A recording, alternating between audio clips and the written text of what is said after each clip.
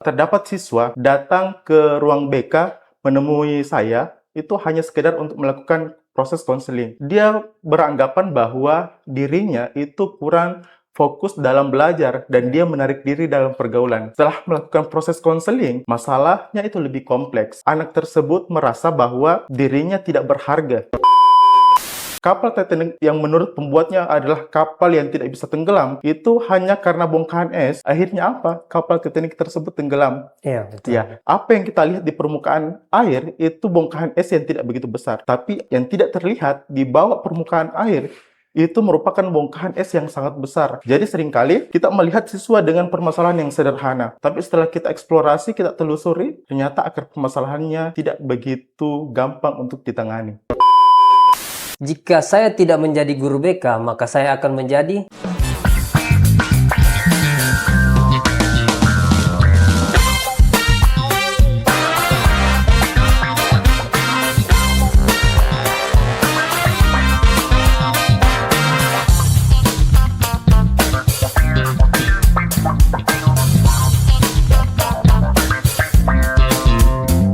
Halo mitraku, selamat datang di Mitra Cerita, tempat kita berbagi cerita, perspektif, dan inspirasi tentang berbagai kehidupan. Nah, hari ini spesial kita akan membahas terkait dengan fenomena yang saat ini sedang booming, sedang sering diperbincangkan dan diceritakan di masyarakat luas, yaitu FOMO, flexing, dan juga krisis percaya diri. Nah, seperti apa itu? Bagaimana kita menanggapi hal tersebut? Hari ini saya sedang bersama dengan narasumber yang tentu sudah expert di bidangnya. Hari ini saya bersama dengan Pak Jaja. Iya. Selamat pagi, Pak Jaja Suparman. Pagi, Pak. Oke, Pak Jaja. Hari ini kita ngobrol-ngobrol santai saja ya, Pak ya. Baik. Oke, nanti kita bisa sambil ngeteh, Pak. Ngeteh Oke. sambil minum-minum. Kita membahas terkait dengan apa yang lagi booming hari ini. Nah, saya mau tanya ini, Pak. Pak Jaja ini kan, kalau saya lihat background-nya sebagai pengajar, Pak ya. Betul, Pak. Nah, tentu sudah sering menghadapi terkait dengan fenomena-fenomena seperti ini. Nah, saya mau tanyakan ini, Pak. Apa yang sebenarnya terjadi di anak-anak muda sekarang atau gensi-gensi ini, Pak? Kenapa fenomena FOMO dan flexing ini, karena sekarang kita lihat FOMO dan flexing ini lebih banyak diikuti oleh anak-anak muda, Iya, anak-anak betul. remaja kita sekarang. Seperti apa Bapak menanggapi hal tersebut? Oke, baik. Terima kasih. Sebenarnya, Pak, berbicara tentang flexing, FOMO, dan krisis percaya diri, itu sebenarnya merupakan rentetan dari beberapa permasalahan.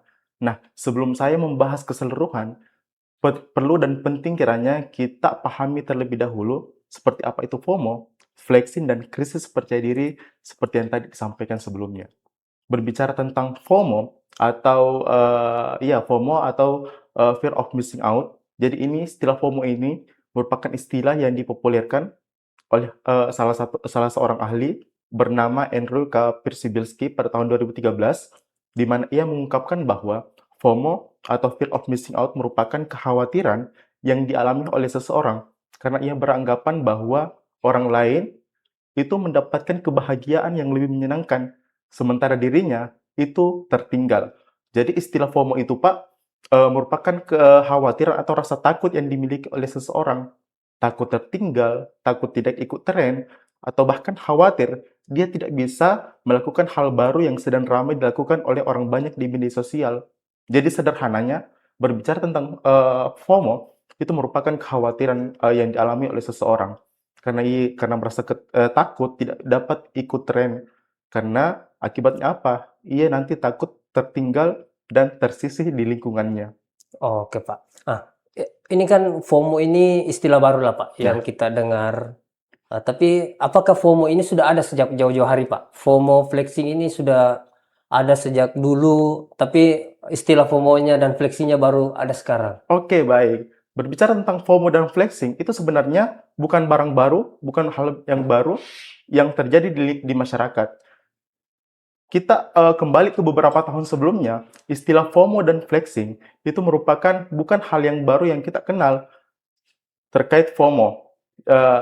Mungkin ketika kita flashback, ketika kita kecil, seringkali kita memamerkan barang yang baru dibelikan oleh orang tua. Dan itu merupakan salah satu bentuk FOMO di dunia nyata. Akan tetapi sekarang itu digiring masuk ke dalam media sosial. Seringkali orang melakukan FOMO baik dalam bentuk prestasi yang mereka raih, pencapaian yang mereka capai, Betul, betul. atau bahkan gaya hidup atau pola hidup yang mereka lakukan. Itu yang mereka bawa masuk ke media sosial. Bukan cuma FOMO, flexing pun seperti itu. Bukan hal yang baru. Saya, mungkin kita juga seringkali mendengar atau melihat atau bahkan menyaksikan secara langsung bagaimana orang-orang tua kita dulu, tante-tante kita dulu, seringkali membandingkan anaknya dengan anak orang lain. Membandingkan misalnya dari hal prestasi, pencapaian, atau hal-hal yang menurut dia patut untuk dibanggakan ke orang lain. Betul, Jadi betul. ini merupakan bukan hal yang baru, Pak. Jadi sudah ada dan sudah berkembang di masyarakat di beberapa tahun sebelumnya. Oh, berarti FOMO ini kalau dulu sudah ada, tapi dulu bukan FOMO namanya, Pak. Lebih Betul. ke ikut-ikutan ya, Pak? Ikut-ikutan, Ikut-ikutan. pamer, dan sebagainya. Flexing, pamer, seperti itu, Pak. Oh, Iya, betul. artinya baru sekarang ini kita membahas, baru kali ini kita mengikuti trennya itu FOMO dan Iya, flexing. betul. Tapi mau saya tanyakan ini, Pak. Bapak ini kan tenaga pendidik ya, Pak. Iya. Nah, bagaimana Bapak melihat terkait dengan FOMO, flexing, dan juga krisis percaya diri ini di lingkungan pendidik, Pak, di lingkungan sekolah, seperti apa, Pak? Oke, baik, Pak. Jadi berbicara tentang FOMO dan flexing, itu sebenarnya hal yang merupakan kebutuhan dasar yang perlu dimiliki oleh setiap orang. Jadi, dalam pandangan atau perspektif psikologi, itu salah satu ahli dengan teorinya terkait piramida kebutuhan dasar manusia, itu ada terdiri atas 5 kebutuhan dasar.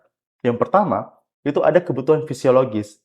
Di kebutuhan fisiologis ini berbicara tentang bagaimana kebutuhan biologis manusia, baik makan, minum, tempat tinggal, dan berpakaian. Kemudian setelah itu ada kebutuhan rasa aman. Manusia sangat membutuhkan yang namanya rasa aman. Dan pastinya kita tidak mau merasa tertekan dan terusik oleh orang lain.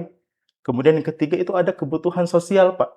Jadi kebutuhan sosial itu berbicara tentang bagaimana kasih, cinta, interaksi, dan hubungan kita dengan orang lain. Kemudian yang keempat itu ada kebutuhan penghargaan. Jadi di kebutuhan penghargaan ini, Pak, jadi setiap orang yang seringkali merasa dirinya FOMO dan flexing di media sosial itu sebenarnya merupakan salah satu kebutuhan psikologi yang perlu manusia penuhi. Jadi manusia selalu merasa ingin dihargai, ingin diterima, ingin divalidasi bahwa dirinya memang memiliki prestasi, memiliki pencapaian tertentu, memiliki hal baru yang memang harus orang lain tahu. Ya. Jadi itu merupakan kebutuhan dasar yang memang perlu dimiliki oleh setiap orang. Dan yang terakhir adalah kebutuhan aktualisasi diri. Jadi kebutuhan aktualisasi diri ini berbicara tentang bagaimana kita mengimplementasikan segala bentuk potensi yang kita miliki, segala kelebihan yang kita miliki.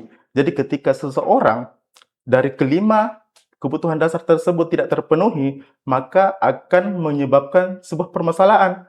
Salah satunya adalah krisis percaya diri. Ketika misal dari kelima kebutuhan dasar tersebut, dari kebutuhan penghargaan tidak tercapai, maka yang tampil sebentar adalah krisis percaya diri oleh seseorang. Jadi Nah, seperti oke, itu. Pak. Nah, ini kan kalau kita berbicara terkait dengan krisis percaya diri, Pak. Betul. Ini kan di kalangan sekolah itu biasanya ada anak atau murid yang biasanya eh, ada jarak lah di Iya. antara teman-temannya. Nah, Iya. biasanya apa yang menyebabkan hal tersebut, Pak? Nah, baik. Nah, berbicara tentang kasus yang sering kali saya hadapi, Pak, memang faktanya di lapangan, permasalahan seperti ini merupakan permasalahan umum dan seringkali saya hadapi. Sebagai contoh kasus, terdapat siswa perempuan datang ke ruang BK menemui saya itu hanya sekedar untuk melakukan proses konseling. Di awal, permasalahan yang ia ungkapkan adalah dia beranggapan bahwa dirinya itu kurang fokus dalam belajar dan dia menarik diri dalam pergaulan. Betul. Nah, setelah melakukan proses konseling dengan menggunakan teknik eksplorasi terhadap masalah yang ia rasakan, ternyata akar permasalahannya sebenarnya bukan pada permasalahan awal yang tadi. Ternyata apa yang ia sampaikan di awal itu hanya gejala atau ciri-ciri yang ia sampaikan. Ya, ya. Ternyata setelah dilakukan eksplorasi masalah, masalahnya itu lebih kompleks. dari kasus yang saya tangani tersebut, ternyata anak tersebut merasa bahwa dirinya tidak berharga. Orang lain atau teman dekatnya itu lebih berprestasi, lebih terkenal di media sosial, dan bahkan memiliki keadaan ekonomi yang lebih baik dibanding dirinya. Nah, dari perbandingan tersebut, dari kebiasaan membandingkan diri tersebut, secara tidak langsung itu membuat dirinya tidak berharga. Jadi ia beranggapan bahwa dirinya tidak berharga dibanding orang lain. Karena apa? Karena standar yang dijadikan tolak ukur adalah orang lain, bukan dirinya. Betul, betul. Jadi sebenarnya setiap anak itu memiliki potensinya masing-masing, memiliki kelebihannya masing-masing. Hanya saja kadang anak-anak itu lupa. Dia lupa kenapa harus orang lain yang dia jadikan standar. Iya. Jadi perlu diingat bahwa setiap manusia itu memiliki proses, memiliki tujuan, memiliki tantangan, dan waktunya masing-masing untuk berkembang. Betul, betul, Pak. Berarti apa yang terlihat di depan itu biasanya karena ada penyebab di belakang, Pak, ya? Betul sekali, Pak. Oke. Ini sama dengan fenomena gunung es, Pak. Jadi pernah nonton film Titanic, Pak? Pernah, pernah. Oke, di film Titanic, kapal Titanic yang menurut pembuatnya adalah kapal yang tidak bisa tenggelam, tidak bisa hancur, itu hanya karena bongkahan es. Akhirnya apa? Kapal Titanic tersebut tenggelam. Iya, betul. Ya, yang kita lihat bongkahan es tersebut bongkahan es yang tidak terlalu besar. Tapi kenapa bisa menenggelamkan kapal Titanic? Ternyata apa yang kita lihat di permukaan air itu bongkahan es yang tidak begitu besar. Tapi yang tidak terlihat di bawah permukaan air itu merupakan bongkahan es yang sangat besar. Jadi seringkali kita melihat siswa dengan permasalahan yang sederhana. Orang lain kadang beranggapan bahwa masalahnya sederhana. Iya. Tapi setelah kita eksplorasi, kita telusuri, ternyata akar permasalahannya tidak begitu gampang untuk ditangani. Jadi Nah, seperti itu, Pak. oke, Pak. Pak Jajah, ini kan juga terkait dengan flexing, Pak. Betul. Flexing itu kalau kita pamer di media sosial kan pasti ada pro dan kontra, Pak. Ya, betul. Ada pro dan kontra. Nah, biasanya orang-orang yang flexing ini dia lebih tertantang kalau ada yang kontra dengan dia atau seperti apa, Pak? Nah, berbicara tentang orang yang suka flexing di media sosial, nah sebenarnya kita tidak bisa terlalu memberikan kesimpulan seperti apa orang tersebut. Apakah tujuannya dia mengunggah kehidupannya dia di sosial media itu tujuannya untuk flexing. Jadi kita tidak bisa langsung menjustifikasi bahwa orang yang melakukan unggahan di sosial media, entah gaya hidup mereka, penampilan fisik mereka, prestasi mereka, itu tidak bisa kita melakukan justifikasi secara langsung. Misal, ada teman kita yang setiap harinya harus memposting kehidupannya di sosial media. Iya. Kita tidak boleh langsung menyampaikan dan menilai bahwa ini orang selalu haus validasi. Boleh saja atau boleh jadi yang dia lakukan adalah yang tadi seperti yang kita bahas sebelumnya, dia hanya memenuhi kebutuhan psikologis mereka. Jadi seringkali kita beranggapan bahwa orang lain itu flexing hanya untuk mau dinilai, selalu mau dianggap orang yang paling berhasil. Betul, betul. Iya, orang yang selalu terbaik. Tapi sebenarnya yang perlu kita pahami bahwa apa yang kita unggah di sosial media itu sebenarnya hanya potongan-potongan terbaik dari kehidupan seseorang. Nah, biasanya seperti itu, Iya, Pak. Betul, jadi betul. bukan keseluruhan realitas dari kehidupan seseorang. Iya, iya. Jadi ini sebenarnya lucu dan selalu menjadi pro kontra di masyarakat. Kenapa kita selalu termotivasi untuk mengikuti sesuatu di media sosial, sementara kita tahu pasti bahwa di media sosial itu hanya hal-hal yang terbaik yang diposting. Iya, betul, Ya, betul. seperti itu. Biasanya kita apalagi Gen Z itu lebih suka memamerkan prestasi, Pak, Ya, dibanding kesedihan. Padahal biasanya dia memposting kesenangannya, tapi dia menyimpan luka di belakang, Pak, ya? Betul. Orang lain pastinya akan memposting apa yang menjadi hasilnya. Tidak mungkin memposting prosesnya. Betul, betul. Iya, karena untuk proses sebenarnya seperti ini, Pak. Jadi ini merupakan salah satu salah satu pembelajaran hidup bahwa cukup orang lain tahu bagaimana hasilmu, tidak Iya. perlu orang lain tahu bagaimana prosesmu. Betul, betul. Jadi seperti itu. Dan satu hal lagi, Pak, tidak ada salahnya sebenarnya orang selalu mengunggah baik prestasi maupun pencapaian mereka di media sosial. Ini merupakan salah satu bentuk self-branding. Jadi, self-branding merupakan hal yang penting di era sekarang, di era media sosial sekarang. Karena orang akan menilai kita mampu dalam satu hal, memiliki kompetensi dalam satu hal, ketika mereka melihat bagaimana isi dari media sosial kita. Jadi seperti Berarti itu. FOMO dan flexing ini bisa menambah rasa percaya diri, Pak ya? Betul sekali, bisa menambah rasa percaya diri yang pastinya FOMO dan flexing itu harus dilakukan dengan tepat. Iya. Jangan sampai sebenarnya ini tergantung niat. Jangan sampai flexing yang kita lakukan itu niatnya di awal itu sudah salah. Jadi hasilnya memang pasti akan salah. Misal, ketika kita flexing dengan niat untuk memang mau dipuji, Iya, iya. mendapat pujian dari orang, berharap validasi dari orang. Ketika itu selalu terus-menerus dilakukan, hingga pada satu waktu kita tidak mendapatkan atau kita tidak mengharapkan atau mendapatkan apa yang kita harapkan. Misal, yang kita harapkan dari memposting prestasi kita, memiliki like 1000K Iya. atau memiliki komentar yang ratusan. Tapi yang terjadi apa? Jumlah like-nya sedikit, Iya, komentarnya iya. juga sedikit. Nah, karena niatnya di awal sudah salah, pasti ketika tidak menemukan apa yang kita harapkan, pasti hasilnya juga akan mengikut ke diri kita. Tadi yang saya sampaikan, ketika flexing itu terjadi dan dilakukan secara terus-menerus, pastinya akan membuat kesehatan mental kita terganggu, Iya. membuat kita anxiety, kecemasan, dan rasa syukur kita berkurang. Seperti itu, Pak. Nah, Pak, ini kan kalau kita berbicara tentang keuangan, Pak. Betul. Keuangan, apakah FOMO ini ada kaitannya dengan keuangan? Karena biasanya FOMO itu kan kalau di yang awam di kita itu ikut-ikutannya ya, kalau ada tren yang baru kita ikut. Nah, sekarang Gen Z itu karena sekarang untuk dapat pinjaman juga gampang, ada pinjaman online, Pak. Pinjol, Nah, itu oke. kan sangat mempengaruhi ke sana, Pak. Nah, Betul. bagaimana pandangan Bapak menyikapi hal tersebut? Berbicara tentang FOMO dan kaitannya dengan keuangan remaja, itu pasti erat kaitannya. FOMO bukan hanya tentang bagaimana kita berbicara perasaan dan tingkah laku seseorang. Jadi FOMO juga itu mempengaruhi bagaimana seseorang mengambil keputusan. Betul. Dalam hal ini, bagaimana mereka mengelola keuangan.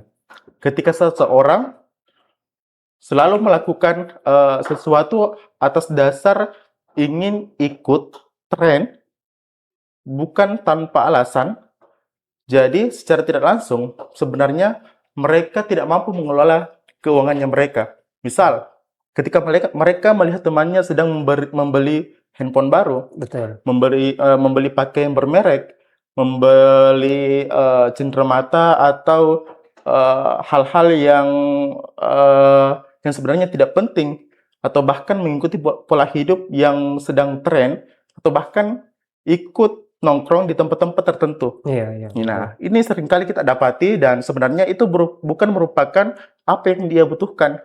Nah, di sini sebenarnya saya sebagai guru BK selalu menekankan kepada siswa saya bahwa, nak, kita perlu menekankan apa yang menjadi kebutuhan dan keinginan kita sebenarnya. Apa yang kita lihat atau yang sedang tren di sosial media itu tidak melulu harus kita beli. Iya. Apa yang orang miliki itu tidak harus juga kita miliki. Jadi seperti itu, Pak.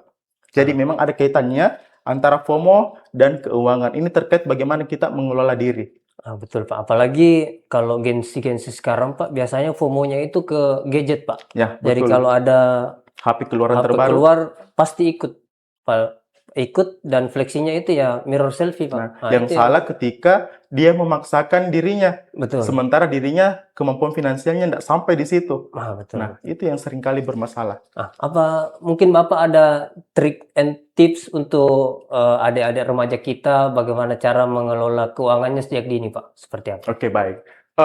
Terkait bagaimana mengelola keuangan sejak dini, ini sebenarnya saya berbicara tentang pengalaman saya sendiri. Ketika saya SD, saya sangat membutuhkan yang namanya sepeda, Pak. Jadi jarak rumah ke sekolah itu lumayan jauh, jadi saya memerlukan sepeda. Nah, pada waktu itu, untuk mengadakan sepeda saja, itu kita harus mengumpulkan uang terlebih dahulu. Betul. Iya. Jadi ini terkait bagaimana pengelolaan diri kita. Jadi salah satu skill yang perlu kita miliki adalah pengelolaan keuangan. mengelola diri agar kita tidak mudah tergiur dengan diskon, Ya, dengan apa yang sedang tren di media sosial. Karena seringkali kita membeli sesuatu bukan karena kebutuhan, ya. tapi karena keinginan semata Betul, betul. dan ingin diterima oleh lingkungan. Ya, ya. Nah, itu tadi yang saya sampaikan bahwa ketika seseorang membeli sesuatu hanya karena atas dasar ingin ikut-ikutan, ingin diterima oleh orang, maka pasti dampaknya akan terlihat. Jadi memang perlu bagi remaja agar mampu membedakan. Ini yang paling penting. Mereka terlebih dahulu harus mampu membedakan yang mana kebutuhan dan yang mana keinginan. Kemudian yang kedua, mereka harus menahan diri untuk tidak membeli sesuatu demi tujuan yang lebih besar nantinya. Jadi seperti itu, Pak. Betul, Pak. Berarti poin pentingnya itu kita harus mendahulukan kebutuhan dulu, Pak, daripada Betul, keinginan ya. betul sekali. Nah, Pak ini kan kalau saya lihat background Bapak cukup aktif, Pak, di beberapa organisasi kepemudaan. Salah satunya saya lihat itu duta genre, Pak. Nah, Betul. ini bisa mungkin menjadi inspirasi anak-anak muda supaya selain aktif selain FOMO-FOMO-nya Iya, iya, itu iya, iya. bisa ikut organisasi-organisasi pemuda, Pak. Iya. Bisa dijelaskan, Pak, duta genre itu seperti apa sebenarnya? Oke. Berbicara tentang pemilihan duta genre, jadi kita flashback ke beberapa tahun lalu, tepatnya kalau tidak salah 2017 atau 2018. Pada saat itu saya mahasiswa semester 3 yang ingin menjadi duta genre tanpa ada persiapan, hanya berbekal dorongan dari teman dan kepercayaan dari teman. Ya. Oke. Jadi duta genre itu merupakan duta generasi berencana yang merupakan naungan di bawahnya itu BKKBN. Oh, iya, iya. Oke.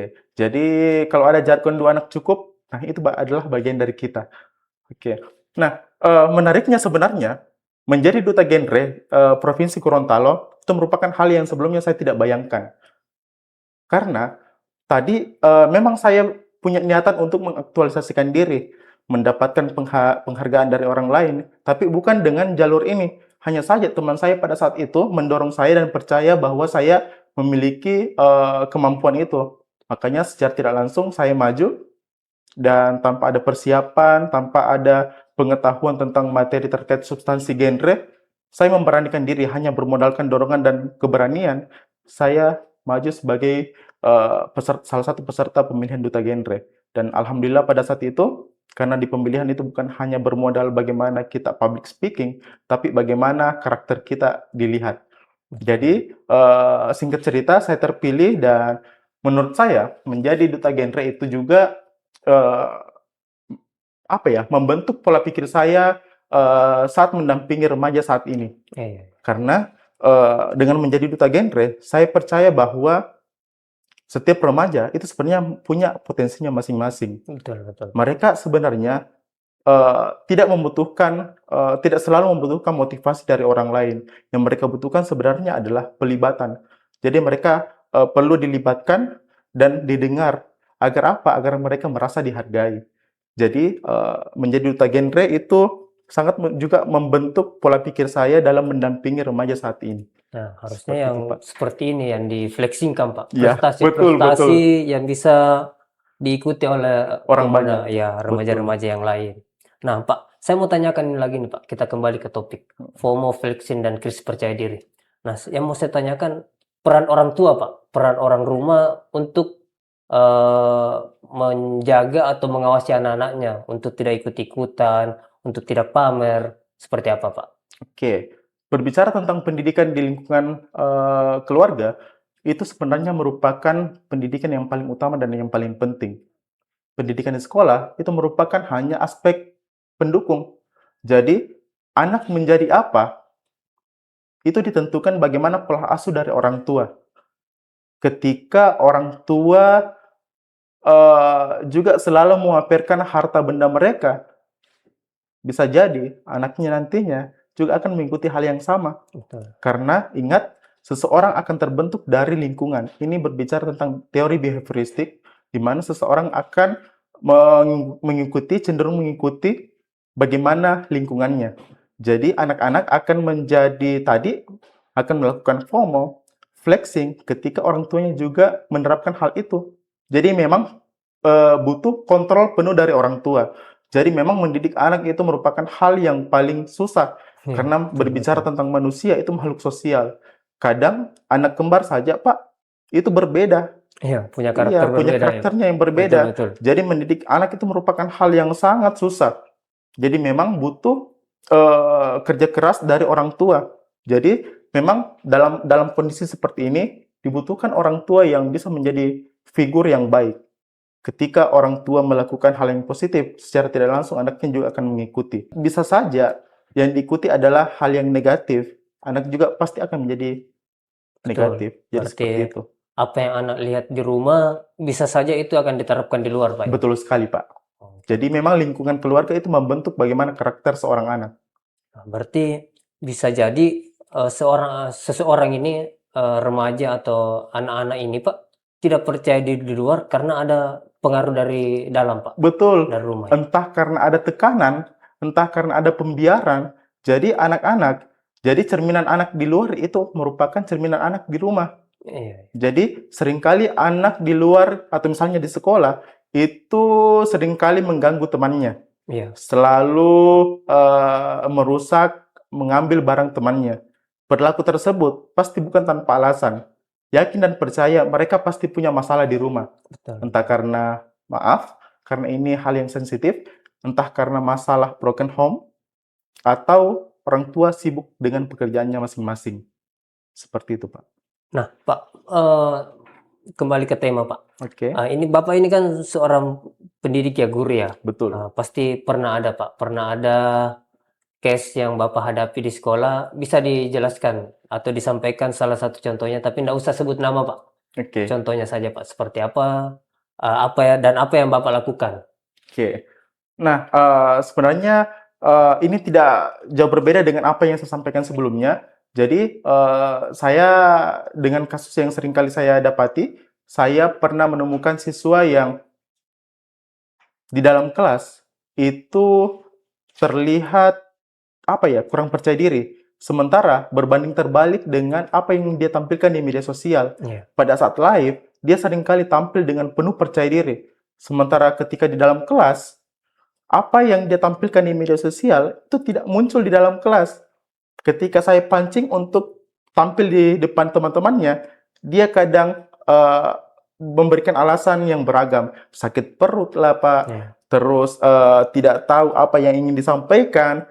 Nah, sebenarnya ini merupakan satu problem yang seringkali kita temui. Jadi ada hal yang berbanding terbalik. Kadang percaya diri di media sosial, tapi pas dihadapkan dengan keadaan nyata, dia cenderung tidak berani tampil.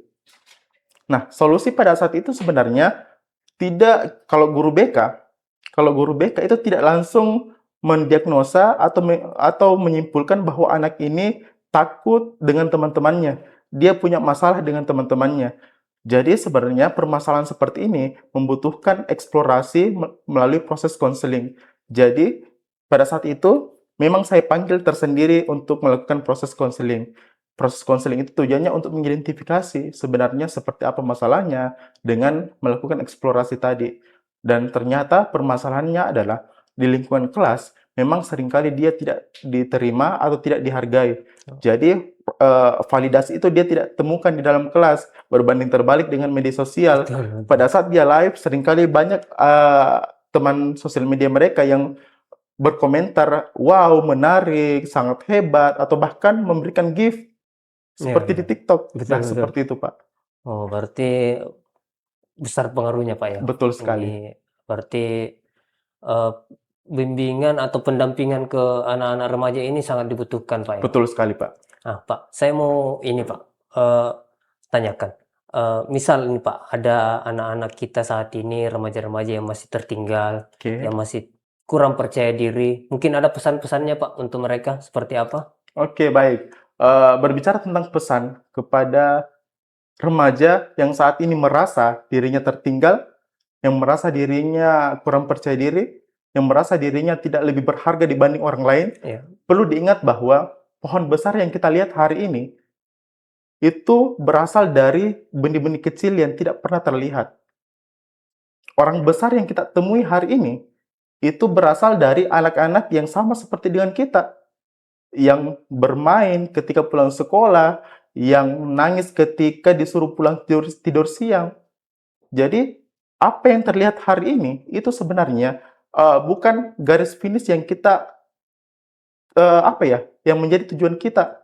Jadi boleh jadi ada anak yang hari ini merasa dirinya belum sukses. Ingat bahwa ketika ada orang yang sukses dengan waktu yang lebih cepat, itu merupakan hal yang baik. Dan ada juga anak yang sukses menunggu waktu yang lebih lama, dan dua-duanya merupakan hal yang tidak masalah. Yang salah adalah ketika kita membandingkan diri kita dengan orang lain, apalagi di media sosial. Jadi ingat, di media sosial itu merupakan yang perlu kita tekankan kepada remaja. Apa yang kita lihat di media sosial itu hanya potongan-potongan terbaik atau momen-momen terbaik yang orang posting, sementara realitas keseluruhannya itu mereka tidak posting. Jadi kita tidak boleh menjadikan media sosial sebagai tolak ukur kesuksesan seseorang.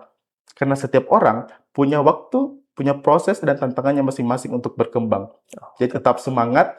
Apa yang kamu lakukan hari ini sebenarnya akan memberikan dampak ke depan. Ada 3 hal pesan penting yang perlu diingat. Jadi apa yang kamu lakukan hari ini akan menentukan kamu mau jadi apa nantinya. Dengan siapa kamu berteman hari ini akan menentukan juga bakal mau jadi apa kamu nantinya. Dan Betul, apa yang kamu baca hari ini akan menentukan akan menjadi apa kamu nantinya. Seperti itu, Pak.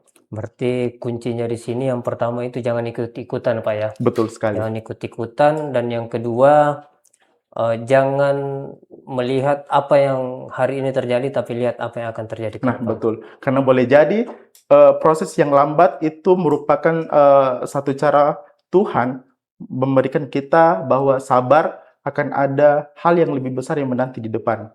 Seperti itu. Baik, Pak. Oke, ini menarik sekali mitraku ya. Jadi apa yang kita bahas hari ini, Pak, ini menarik. Semoga Betul. bisa menjadi inspirasi untuk Amin. anak-anak muda, khususnya Gen Z, Pak ya. Betul Karena sekali. kalau saya lihat kita ini di generasi yang sama, Pak. Ya, Kita ada betul. di generasi milenial. Betul. Nah, kita mau masuk ke games dulu, Pak. Oke. Di gamesnya ini sederhana saja, Pak. Jadi jika saya menyampaikan sesuatu, Bapak hanya tinggal menjawab saja, maka saya akan Jadi bla jawab bla bla. cepat ya? Iya, jawab Oke, cepat baik. saja, Pak. Kita mulai, Pak ya. Siap, Pak ya? Atau mau minum dulu, Pak? Silakan, Pak. Boleh. Oke, silakan diminum dulu, Pak. Terima kasih.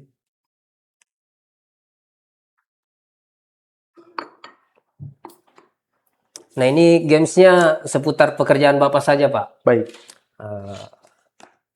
Nah, siap, Pak ya? Siap. Oke, jawab cepat, Pak. Jika saya tidak menjadi guru BK, maka saya akan menjadi... Saya akan paksakan diri saya menjadi guru BK. Wah, tetap jadi guru BK. Tetap jadi guru BK. Menjadi guru BK merupakan cita-cita saya sejak dari SMP, Pak. Oh, luar Jadi, biasa, Pak. jadi bukan saya sebenarnya, tapi orang tua saya sempat hampir menyerah. 3 tahun menjadi guru, Pak. Kita mungkin sepakat bahwa menjadi guru bukan pekerjaan yang mudah. Karena mengejar ASN itu harus menunggu beberapa tahun. Jadi 3 tahun saya honor, itu sudah orang tua saya hampir menyerah.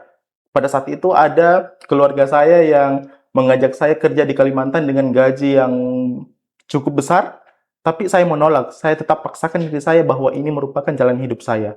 Jadi menjadi guru BK merupakan hal yang tidak mungkin saya lewati. Menarik ini, Pak. Bapak tadi lebih tetap memilih untuk jadi guru BK, Pak. Betul. Nah, adakah inspirasinya Bapak? Kenapa mau jadi guru BK? Inspirasi saya itu sebenarnya berawal dari 2 hal yang berbeda, dari hal yang negatif dan positif. Negatifnya, pada saat SMP, kalau guru BK saya SMP melihat, jadi pada saat SMP saya punya guru BK yang terbilang sangar, killer lah bahasanya. Jadi ketika di kelas itu kotor, kita bahkan harus disuruh jilat sampah yang ada dalam kelas. Wah, ngeri juga. Nah, dari situ saya beranggapan bahwa menjadi guru BK sebenarnya bukan seperti ini. Guru BK yang dia lakukan itu adalah pola lama, yang seharusnya guru BK yang sekarang itu harus menjadi sahabat siswa. Dan itu, jawaban itu saya dapati di SMA. saya mendapati guru BK yang menurut saya bisa menjadi acuan bagi saya untuk bisa lebih baik daripada dia. Sehingga menjadi guru BK itu berasal dari dua hal tadi, dari hal yang negatif dan positif yang saya temui di lapangan. Oh, oke Pak. Lanjut Pak, kita lanjut ke pertanyaan kedua. Baik. Jika Bapak saya suruh memilih Oke. antara untuk menghapus antara like dan follow di Waduh. Instagram, maka Bapak akan menghapus tombol yang mana Pak? Tombol like. Like. Alasannya Pak? Alasannya, di media sosial atau di kehidupan, sebenarnya kita tidak dipengaruhi oleh angka-angka. Jadi, orang lain yang sibuk di media sosial seringkali beranggapan bahwa ketika jumlah likes-nya tinggi, dia beranggapan bahwa dirinya berharga. Ketika jumlah likes-nya sedikit, dia beranggapan bahwa dirinya tidak berharga. Jadi, sejak kapan penilaian seseorang itu ditentukan oleh angka? Jadi, kalau saya disuruh memilih antara menghilangkan tombol like atau follow, saya lebih memilih menghilangkan tombol like. Tombol like ya Pak. Betul. Oke Pak, pertanyaan selanjutnya Pak. Jika saya kembali menjadi siswa SMA di tahun 2026, maka hal yang paling menantang bagi saya adalah? Hal yang paling menantang bagi saya adalah tidak ikut-ikutan dengan apa yang sedang tren. Kalau sekarang, seringkali kita temukan siswa, kalau misalnya ada joget-joget yang viral, Pak, Ya, yang ya, tren, betul. pasti mereka juga akan membuat. mengikuti. Dan itu sangat bertentangan dengan saya. Dan pastinya yang menjadi tantangan saya ketika saya menjadi SMA di tahun sekarang, itu saya pasti akan akan merasa tertantang untuk meninggalkan hal-hal yang seperti itu yang tidak penting. Oke Pak, pertanyaan selanjutnya Pak Jaja. Jika saya harus memilih, lebih baik posting sebuah pencapaian tetapi dianggap pamer, atau tidak mempostingnya sama sekali, tapi pencapaian itu tidak diketahui siapapun, maka saya memilih lebih baik memposting walaupun orang lain menganggap itu pamer. Karena menurut saya, self-branding itu penting. Mengunggah prestasi kita, pencapaian kita di media sosial itu merupakan hal yang penting. Karena bisa saja itu bisa menjadi kisah dari perjalanan hidup kita, bisa menjadi motivasi bagi orang lain. Konsep saya atau prinsip saya tidak terlalu mempedulikan apa yang menjadi pikiran orang lain atau apa yang menjadi omongan orang lain. Yang saya fokuskan adalah niat saya, tujuan saya, bahwa tujuan saya adalah bagus, tujuan saya adalah baik untuk memotivasi orang lain melalui unggahan saya. Seperti itu. Oke, Pak Jaja. Selanjutnya, Pak. Jika Bapak saya suruh memilih 10.000 followers atau 10 orang teman yang betul-betul mengenal Pak Jaja? 10 teman yang betul-betul mengenal saya. Untuk apa kita memiliki banyak followers, tapi tidak mengetahui atau tidak mengenal diri kita secara baik? Jadi, saya lebih memilih 10 teman yang betul-betul mengenali saya. Karena teman-teman pastinya tidak terlalu percaya dengan apa yang kita posting. Karena apa? Karena dia sudah tahu bagaimana kehidupan kita, bagaimana kelebihan dan kekurangan kita. Jadi mereka tidak bisa terpengaruh dengan apa yang orang lain sampaikan. Makanya lebih penting memiliki 10 teman yang mengetahui diri kita. Betul, Pak. 10 teman yang, kalau 10.000 followers itu belum tentu semua mengenal kita, Pak. Belum tentu. Oke, Pak Jaja, saya mau tanyakan selanjutnya, Pak. Jika saya memiliki uang lebih dari yang saya butuhkan bulan ini, maka hal pertama yang akan saya lakukan adalah? Investasi. Alasannya? Kalau saya, ketika memiliki uang lebih, saya suka berinvestasi di bidang ilmu. Jadi saya senang mengikuti kegiatan-kegiatan pelatihan, workshop, seminar-seminar. Jadi selain itu, selain kita mendapatkan informasi, wawasan yang baru, kita juga bisa menjalin silaturahmi dengan teman-teman lama yang lama tidak bersua. Seperti itu, Pak. Oke, Pak Jaja. Nah, saya punya 2 pertanyaan terakhir ini, Pak Jaja. Oke, Pak. Jika saya hanya mengajarkan satu pelajaran kepada seluruh remaja Indonesia, maka pelajaran itu adalah? Mengenali diri sendiri dan hargai diri sendiri. Banyak orang di luar sana, banyak remaja di luar sana, itu memiliki masalah sebenarnya bukan karena mereka tidak memiliki kemampuan. Permasalahan awalnya adalah karena dia tidak mengenal dirinya. Ketika seseorang mengenal dirinya, mengenal kelebihan dirinya, mengenal kekurangan dirinya, pasti secara tidak langsung dia mampu mengatasi masalah yang ada. Karena ketika kita mengetahui apa yang menjadi tujuan kita, kita tidak mudah terombang-ambing dengan permasalahan yang sedang kita rasakan. Seperti itu. Oke Pak Jaja, menarik sekali nih Pak Jaja. Nah, terakhir Pak, games yang terakhir ini pertanyaannya. Jika saya bisa meninggalkan satu pesan untuk generasi muda hari ini, pesan itu adalah? Kurangi nonton atau scrolling sosial media. Orang seringkali terbentuk pola pikirnya itu karena adanya sosial media. Ingat, di sosial media itu hanya potongan-potongan. Potongan-potongan terbaik dari kehidupan, potongan-potongan singkat dari berita yang ada. Orang lain kadang sengaja digiring dengan menggunakan isu-isu yang ada di media sosial. Jadi, pesan saya untuk generasi muda, kurangi scrolling sosial media, perbanyak buka buku. Seperti itu, Pak. Terima kasih. Berarti untuk mendapatkan ilmu yang paling bermanfaat itu sebenarnya membaca ya Pak? Betul sekali. Nah, Pak Jaja, ini kita sudah sampai di segmen akhir ini Pak. Baik. Bisa statement akhirnya Pak untuk seluruh remaja atau Gen Z yang ada di Indonesia Pak? Untuk remaja di luar sana, penting untuk kita ingat bahwa setiap anak, setiap remaja memiliki potensinya masing-masing. Mereka hanya membutuhkan waktu agar potensi tersebut dianggap berhasil. Kalau hari ini remaja masih dianggap belum berhasil, ingat, boleh jadi Tuhan masih menyuruh kalian bersabar karena di depan sana akan ada hal yang lebih besar menanti. Ingat, jangan pernah menjadikan tolak ukur di sosial media sebagai hal untuk kalian buat sebagai acuan hidup. Ingat, di media sosial itu hanya momen-momen terbaik yang orang lain posting. Dan kalian tidak boleh menjadikan itu sebagai tolak ukur. Jadilah diri kalian sesuai dengan versi terbaik kalian. Karena setiap orang memiliki waktu, proses, dan tantangannya masing-masing untuk berkembang. Seperti itu. Baik, Pak Jaja. Menarik sekali, Pak. Ini sebenarnya saya sangat tertarik untuk membahas lebih jauh terkait dengan FOMO, flexing, dan krisis percaya diri ini, Betul. Pak. Tapi kita dibatasi oleh waktu. Ya, Nah, pada akhirnya, mitraku, sampai di sini pembahasan kita terkait dengan FOMO, flexing, dan juga krisis percaya diri. Saya mengucapkan terima kasih banyak Pak Jaja untuk investasi waktunya hari ini. baik. Sangat banyak insight dan juga pesan-pesan untuk gensi-gensi yang ada di tentunya untuk generasi penerus Indonesia ke depan. Alhamdulillah. Mungkin lain kali kita bisa ngobrol lagi Pak. Ngobrol Boleh. santai. Nanti kita akan undang lagi Pak di Siap, Mitra Carita. Mitra Carita ini banyak yang harus kita bahas Pak. Bukan Betul. hanya tentang kehidupan sosial, tapi juga tentunya terkait dengan keuangan. Betul. Akhir kata, mitraku, sampai di sini pertemuan kita terkait dengan pembahasan FOMO, flexing, dan juga percaya diri. Sampai jumpa pada Mitra Carita selanjutnya. Assalamualaikum warahmatullahi wabarakatuh. Waalaikumsalam warahmatullahi wabarakatuh.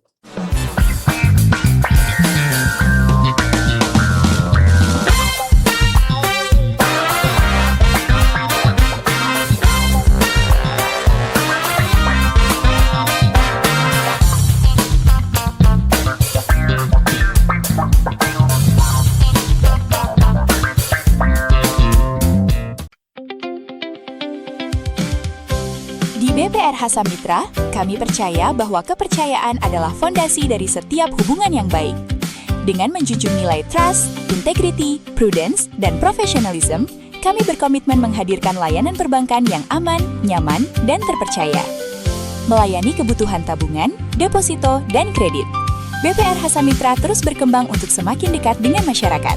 Didukung jaringan kantor yang tersebar di berbagai wilayah Sulawesi Selatan. Kini, melalui Hasamitra Mobile, transaksi menjadi lebih mudah. Mulai dari transfer gratis ke semua bank, pembayaran dan pembelian digital, kris, top-up e-wallet, hingga pembukaan tabungan dan deposito secara online. Tanpa biaya admin. Kemudahan tersebut juga didukung oleh kartu ATM Hasamitra yang dapat digunakan untuk tarik tunai dan setor tunai di CRM Hasamitra, serta jaringan ATM bersama. BPR Hasamitra, bank lokal yang sehat, kuat, dan terpercaya. Terus tumbuh bersama masyarakat dengan pelayanan yang semakin dekat, mudah, dan digital. Your heart, our soul.